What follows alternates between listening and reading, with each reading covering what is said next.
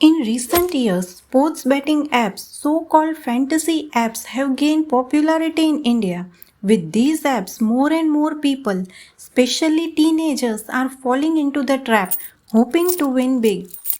As per reports, India's online gaming market revenue was $3.7 billion in 2024, which is expected to be a $9.1 billion market size by 2029. How do these apps make money? Let's understand their business model. Bets placed by the players. Apps get a percentage of total bets placed by all players. Platform fees. Users have to pay small fees on every transaction, whether it's a deposit or withdrawal. Commission. The winner will have to pay commission. This ensures the app generates income regardless of who wins or loses.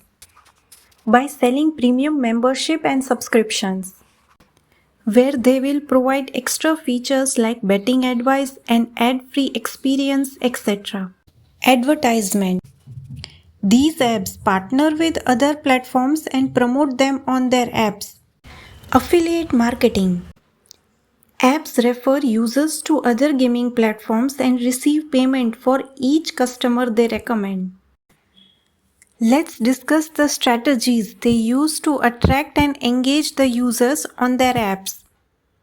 From fake promises to win big to glamorous celebrity promotions, they use many tactics to attract a user.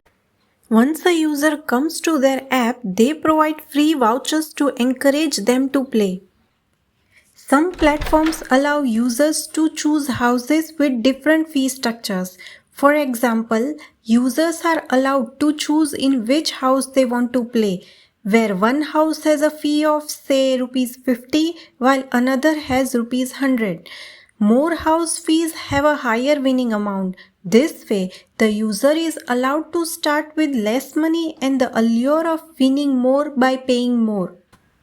They use bright, engaging views and different pleasant sounds which trigger dopamine release in the brain, enhancing mood and potentially impacting motivation to play. Special effects are used to draw attention to near misses, which is a situation where the outcome is close to winning but is still a loss. This will increase the user's motivation to continue playing. The question is whether these apps are legal or not. These apps claim that it is a game of skill where intelligence is required. For example, in cricket, users have to understand the game, pitch reports, etc. Because of such claims and under the Public Gaming Act 1867, the majority of gaming apps are considered legal in India. Research suggests that 1.3 to 19.9% of adolescents in India are struggling with gaming addiction, and we cannot ignore the fact that there is also a rapid increase in the rates of suicide, mental health issues, and academic decline. So, what do you think? Is it really a game of skill or a game of chance? Tell me what do you think about it in the comments.